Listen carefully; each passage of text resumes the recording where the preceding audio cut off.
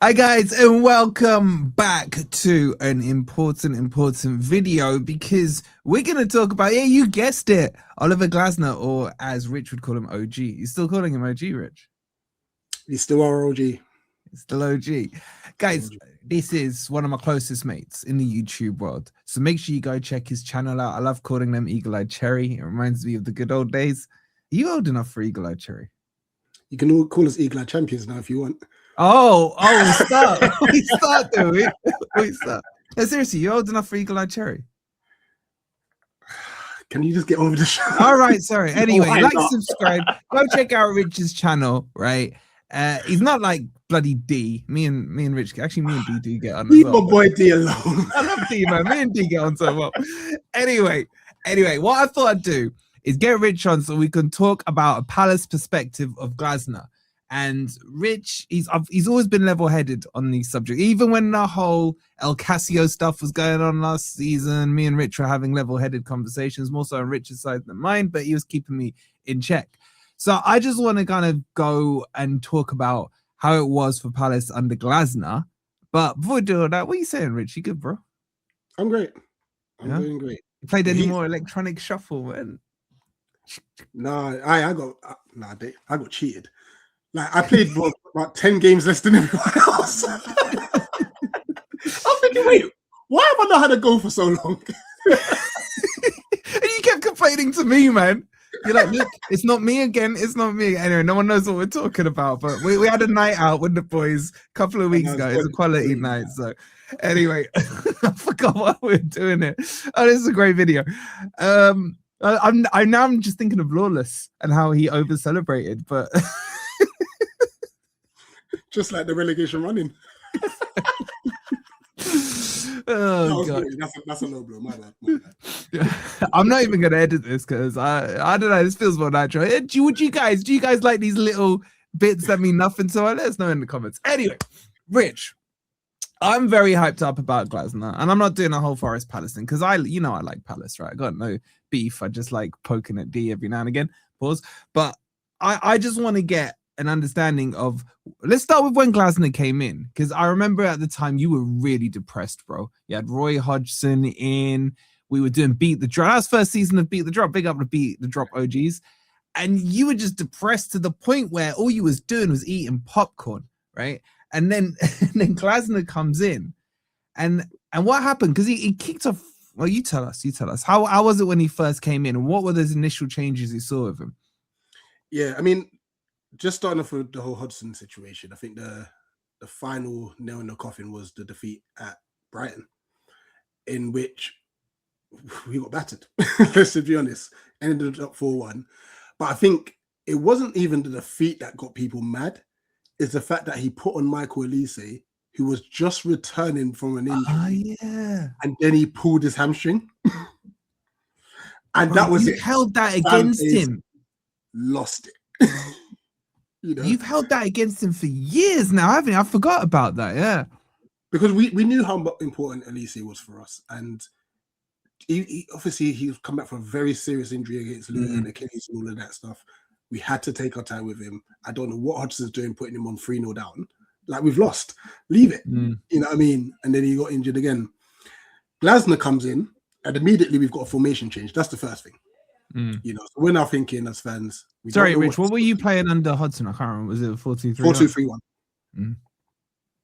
So yeah, 4-2-3-1 under Hodgson. Immediately goes to 3 at the back with Glasner. And our first game was Burnley.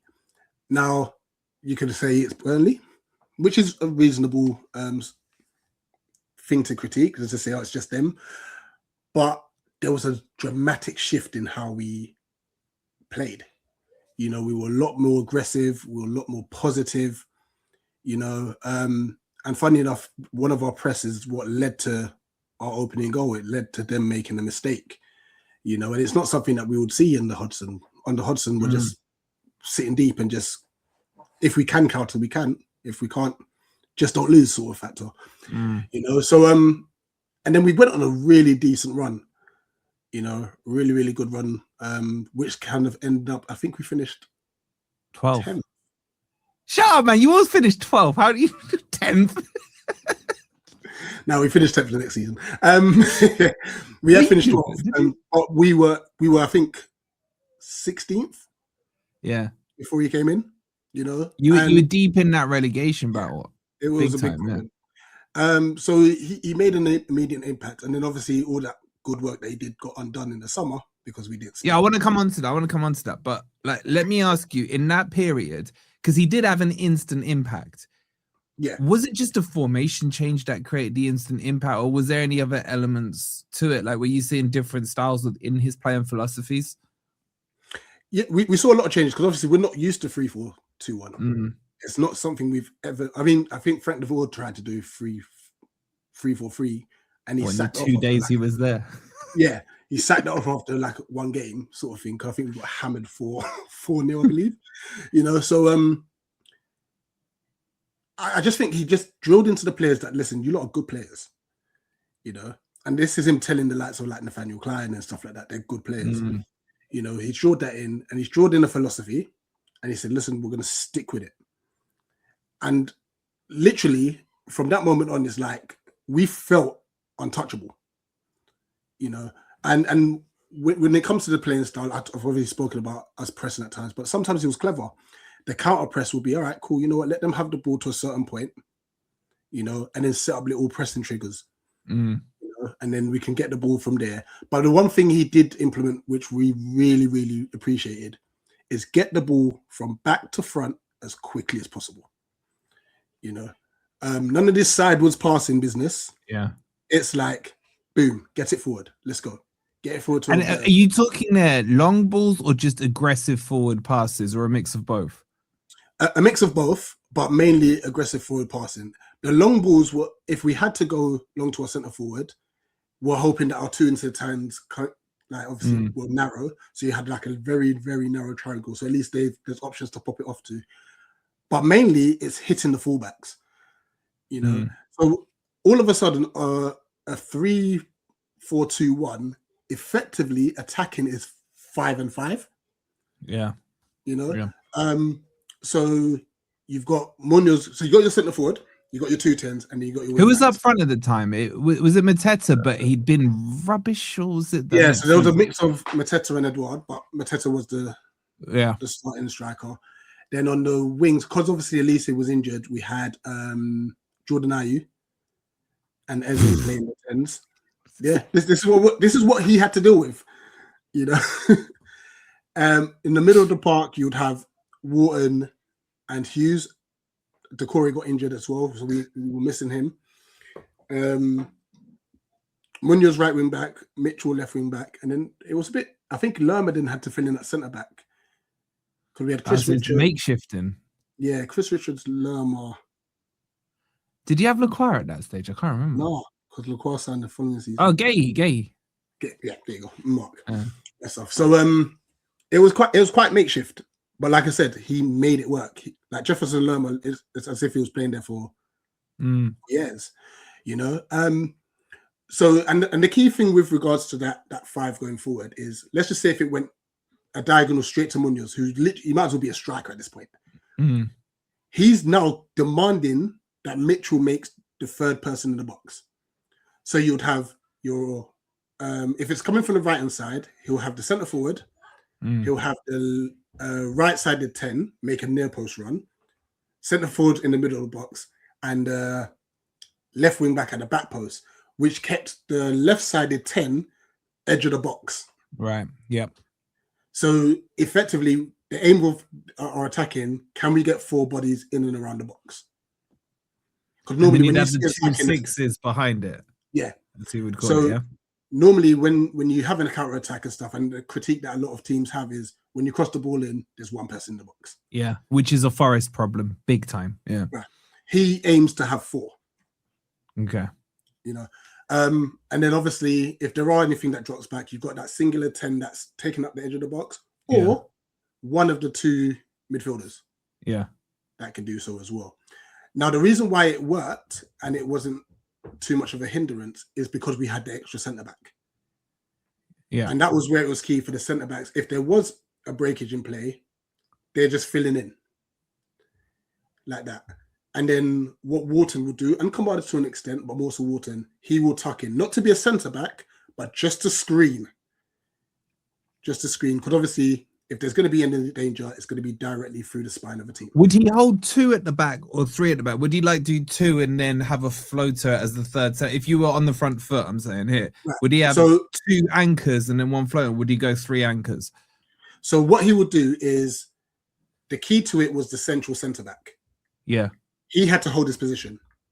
But what would then happen is either, and this was more so Mark Gay's strength, and I think JD Campbell's done that all last year as well. Mark Gay, if need be, becomes a third centre midfielder. Okay. And that's him either positioning himself there or carrying the ball. Yeah. And I think that was key, because I'm not saying that we had to break down many low blocks, because we're normally the counter-attacking team. But there's going to be that space where we're naturally going to be a man short in midfield, because most teams play with 3. You know, as you're saying that, I'm thinking Murillo. I'm thinking Murillo doing that Gay role. So he will be perfect for that. However, it depends on which centre-back spot he takes. So if he takes the left centre-back spot, I think that works perfectly. Yeah. Because he's very good at dribbling the ball forward. If he plays centre-back, not so much. His job will be to stay. Anchor it. Which I think would probably be Milenkovic. I mean, we've been having this debate, Rich. Like, I think it should be Murillo, Milenkovic, plus a new centre-back. If I'm being honest with you. No, thank you, Murato. Like, and I think Ez and Rob was saying they would rather have Milenkovic on the right, Murillo in the middle, and then you centre-back. Which I just think, because exactly what you said, what he did with Gahey, coming from that left side, gives Murillo a bit of freedom. Because I think Murillo could play CDM quite comfortably. He's just very good on the ball. Obviously, Brazilian, got the techers and what have you. So, yeah, sorry, I was in trouble. As you're talking this, I'm like imagining the Forest players who can and can't fit into the system. We'll come on to that in a second. But in this system, what position becomes the pivotal one, in your opinion, in Glasner's system? Is it these full-backs that are constantly up and down, or wing-backs, whatever they're called? Or is it the 2 that are in the middle in terms of midfield? Or is it something else? It's the 2 in the middle.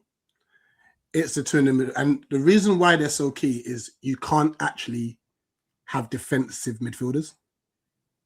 Okay. Because what happens, it leaves one of those midfielders isolated. Because they would naturally be inclined to sit. Whilst the other one maybe bombs on to support.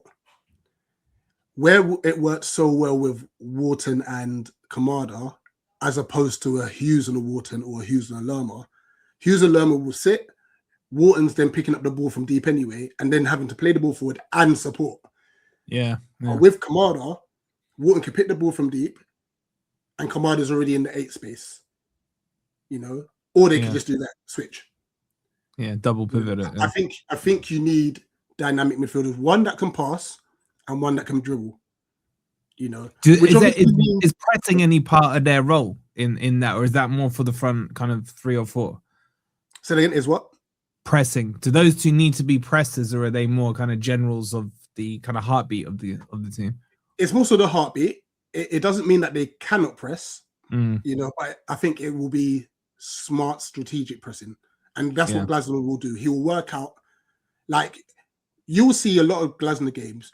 The first couple minutes may not be going well, but what he's doing, he's reading the game and stuff. And then once we've got to grips, so as long as you don't concede in that early stage, and I think that's what we had the problem with at times. We either concede early in the first half or early in the second half. Yeah.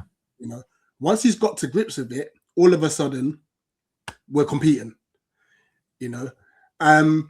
So with that thing with the midfield too, and this is, I know you've made a lot of money for him. Anderson, but I think Elliot Anderson would have been superb. Yeah, I agree.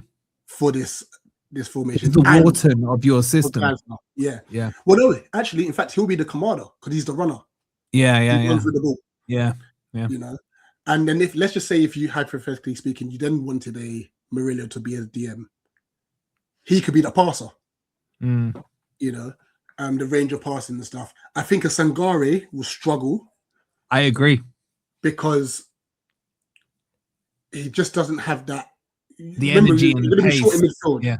Yeah. So if he's picking up from deep and he's leaving whoever the centre midfielder is alone, teams will attack that and exploit that. And that's where when games went wrong, that's when we had maybe a Hughes. I'm not to say Hughes didn't do a good job, but on the defensive side of things, the same with Lerma, you'll find they go missing. Yeah. You know, and it creates an overload if it's turned over quite massive high. overload. Yeah. And that's where we had our biggest issues. And then if that happens, then one of your centre backs then comes in to try and fill the void, which leaves gaps. It's another pocket. And the clever teams like a Man City and Arsenal were able to find pockets and around that. Just another factor on the build-up. What he will also do as well, if he finds the defence of finding it difficult to play out, he will get one of the centre midfielders to drift way out wide.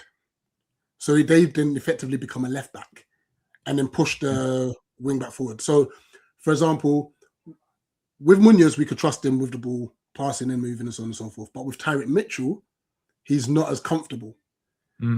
So Kamada will then drift off to the left-hand side just to be the option to pass to as opposed to a Mitchell.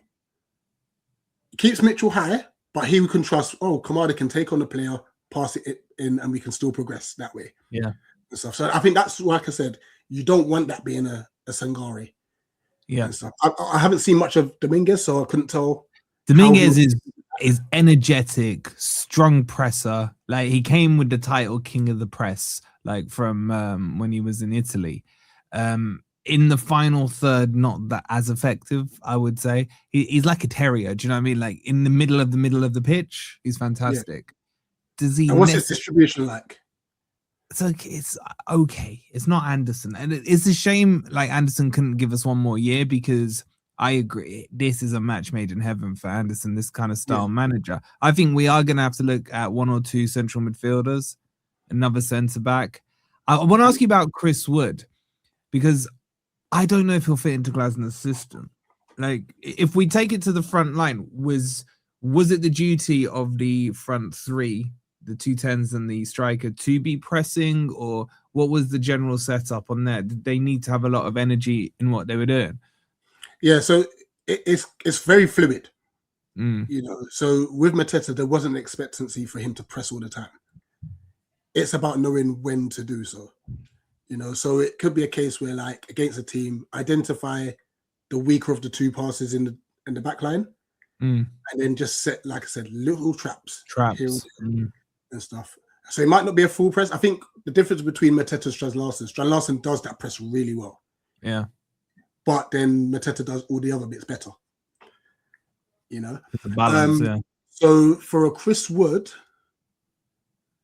I guess once again, it's all going to be dependent on who's around you, because you can press all you want and teams can figure that and bypass your press. And once you've done that, you're in trouble. But there are going to be gaps, you know? Gibbs White will press. Gibbs White's a good presser. So is Jesus. Yeah. Like, they could, I mean, obviously it's early days. There's a whole transfer window and players will come in and out.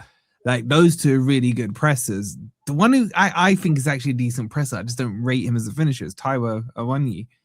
He's got energy about him with the press and stuff. But it's... But does Taiwo then bring you the hold-up play and linking play and stuff? Because Glasner could turn the Taiwo into someone so efficient in the system. Don't forget, with Mateta for us, remember, he weren't the best. You lot wanted him gone. Yeah, I remember. You know, and then Glasner found something in him and turned him to a 20-goal a season in all competition striker for 2 years running. Maybe we just get Mateta. Unfortunately, that could be a possibility. It could be. Because don't forget, players like managers too. Yeah. You know, unless we go and offer him a decent contract. I won't lie to you. The moment Glasner signed for Forest, my first worry was Daichi Kamada. Yeah. Fortunately, he signed a 1-year deal today. Has he? Oh, you held that information back. All right. He signed. I was at work and it popped up on my phone. I was like, yes. Yeah, but is there a little clause at the bottom that says release fee clause open to Forest /Glasner? No, it did say there was obviously competition from Italy and Spain, and a late run-in from a Premier League side who we underway. all know it was for. We all know it was for us. And obviously he's someone that's played under Glasner for multiple teams Previously, yeah. You know, and because you lost Elliot Anderson, and I'm not saying Daichi Kamada is Elliot Anderson, no way. No, I know But what you're saying. he's the mold of player similar to Elliot Anderson. Run with the ball, get to the And he gets a few goals. He gets a few goals, you know. So I was worried, very worried, because at one stage it was like we're talking to him about it. Then Glasner goes to Forest, and then it's like we ain't heard nothing about this Daichi Kamada thing. You know? So it's a big deal that we've kept him, and fun enough, that could help us keep Wharton. I'm not expecting it, but when you've got continuity, who's in for Wharton? Who's in? Because it's been very quiet. Liverpool's the big one at the moment. But is there much noise about it? Not as much as Real Madrid now, but Real Madrid they said they're a little bit put off with the price. How much you want for him? 100. What? Yeah. I'm sorry. Look, this is the market now. Fernandes just got relegated twice in 2 seasons, and he's gone for 85. Yeah. Elliot Anderson's gone for 116. Well, no, 115 plus 1. I like how you did that. Right. So my mindset is this: look, we can all have our viewpoints on how much a player's worth. That's subjective. But if the club holds a player to a certain value, stick by it. I think we are the worst at selling players. I'll be honest with you. Because your price always comes down. Yeah. We're terrible. We don't ever stick our foot in. The only time we stuck our foot in with Wolfie and he left on a free. So be it. I know it doesn't help us as a club, but at least we're not getting our pants pulled down. So I think I'm hoping this time round, dig our heels in, and maybe someone all of a sudden says, you know what? We'll pay the 100. Whether it's an 80 plus 20, whether it's an 85 plus 50, I don't know. But we've got to, you did it, and look at it, you've reaped the benefits for it. That's a lot of money for Elliot Anderson. Not to say he's not a good player, but he's not, in my personal opinion, 115 plus 1 player. But to Nottingham Forest, he was, and you got it. So you got to rate how you've done your business. Yeah, man, you don't mess with Marinakas, because remember, we always win. Where are we on Mateta, bro? Where are we on Mateta? Like, I remember he was going to leave, then he had this knee injury thing and his medical failed. Like, where is he on has he got 1 year left on his contract? Yeah. So he's going into his final year. How much? See, this is difficult. I think if you end up coming in for him, we're going to overshoot the value. I think we're then going to be asking you for like 50. 50? No, that's what I think. No, that's what I'm saying. That's what I think we will do as a club.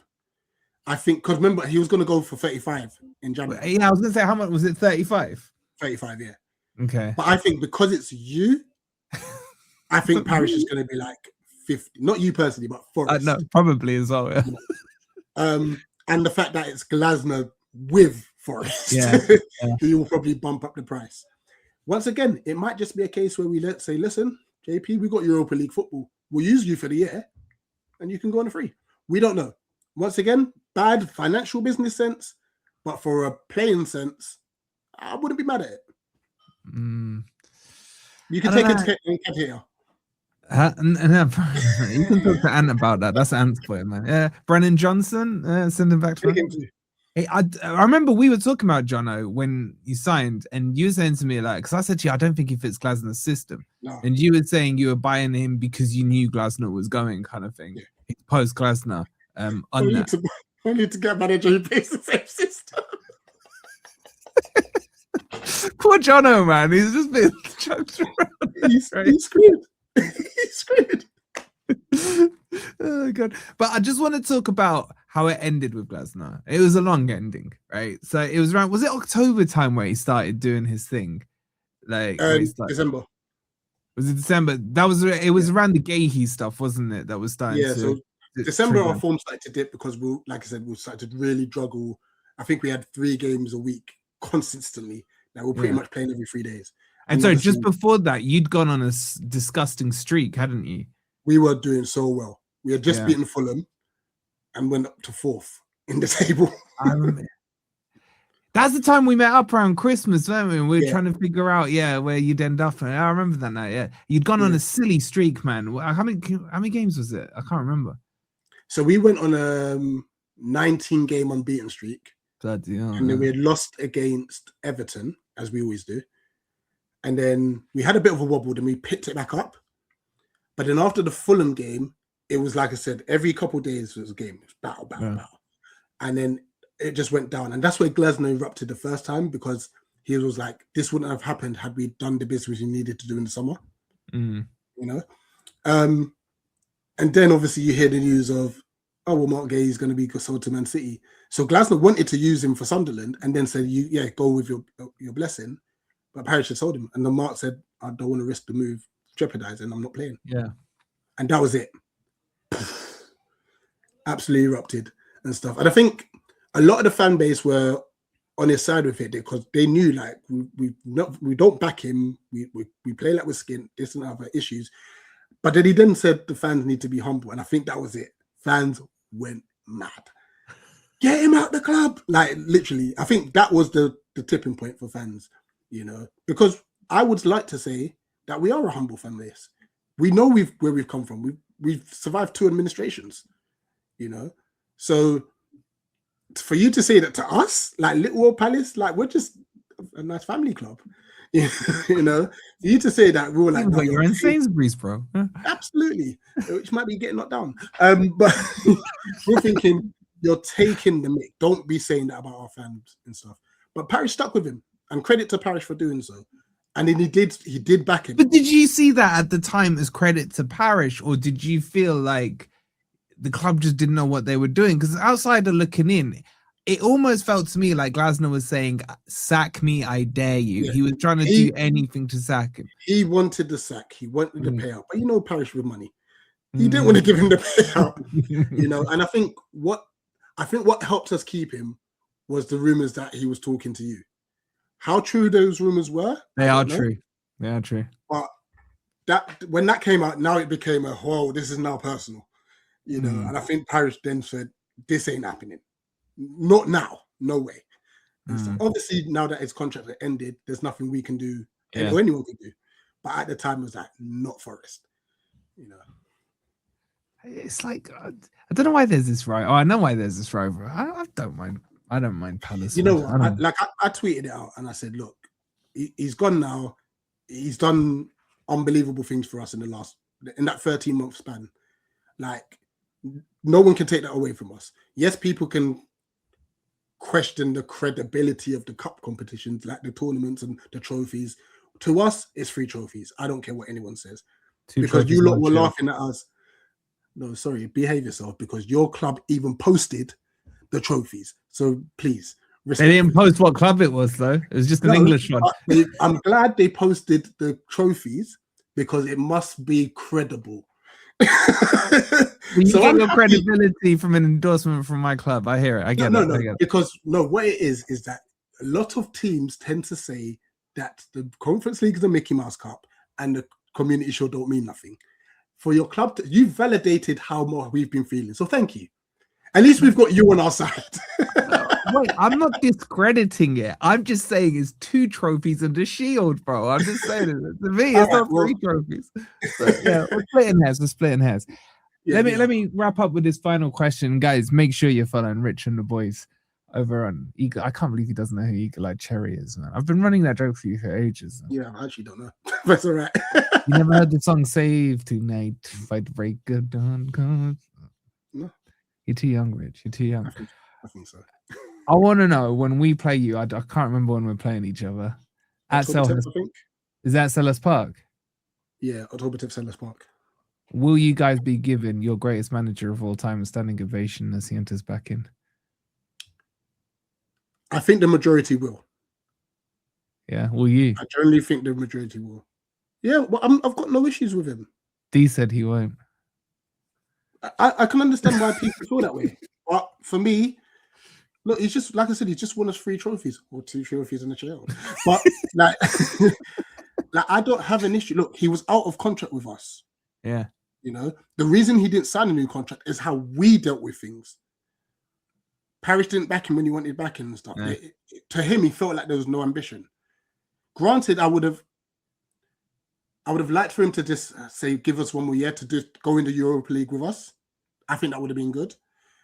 However, I think for me personally, and this could bite me in the backside, but seeing what Pierre Sarge has done at Lens has just made me feel a little bit better, because we could easily have got a Dash.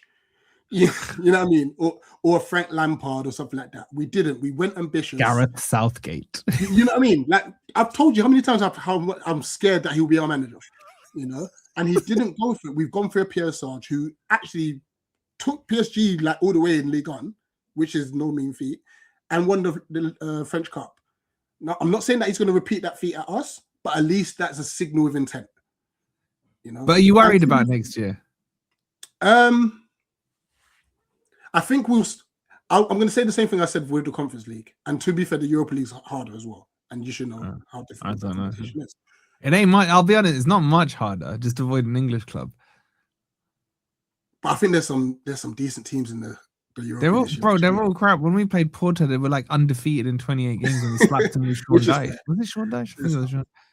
But what it is once again, because we're going to have to juggle this Thursday, Sunday, and in my personal opinion, I don't think we will have the squad depth required. And this is what I'm talking. I'm not just talking numbers, I'm talking quality. Stay up and just give it all for that cup. That's it. Because for you guys, I think you're a one Morgan Gibbs White injury from making a final. And I think you would have beaten Freiburg. Yeah. You easily. know, and that's where you've had in your eyes, probably one of the worst seasons you've had, having to juggle 4 managers in a year, but you nearly went and won a European trophy. So I don't mind staying up. Yes, it's going to be painful, but if we stay up and win the Europa League, I'm hearing Champions League music. Do you understand? Like that's a big deal. So just to clarify, so we have on the record, you want to be Spurs. If I'm Crystal Palace and I'm Spurs, I'm over the moon. Remember, Spurs are meant to be aiming here. We're Crystal Palace, mate. Remember, we won nothing in 125 years. I will take being a Spurs for a season. There's the title for the video sorted. Rich wants to be Spurs. On that bombshell, listen, bro, you're a legend, as always. Thank you for coming on. Guys, show some love and make sure you go and subscribe over. And if you know who Eagle Eye Cherry is, like, let me know in the comments. I've been like running this joke for Rich for like 2 years now. He's been so polite. He's never said anything about it. I can't believe you know what? I thought you got it mixed up because we had John from Cherry's Army. Oh no. That's Eagle what I Eye thought you got it mixed up. I didn't actually think it was a thing. I know you're not even young, man. Anyway, make sure you've subscribed. Just before we go, sorry, I have to say this as well. In order for this Glasner thing to work, he has to get the spine correct. That is so important. And not only that, when times get hard, you got to be patient. And that's down to your owner, who's very ambitious, by the way. Will he be patient if things go bad? And I said this to another Forest fan. It's a good thing you don't have Europe. At least he has this year to just bed in. Yeah. I think give him the year, regardless of where he finishes, that second season, that you should be looking for silverware. Yeah, we win the league. I hear that. I'm with you on that. Thank you, Rich. We will see you guys on the next video. Come on, you Reds. What do you guys say? Come on, you what? You just say Eagles. Come on, you Eagles. All right. See you later, guys.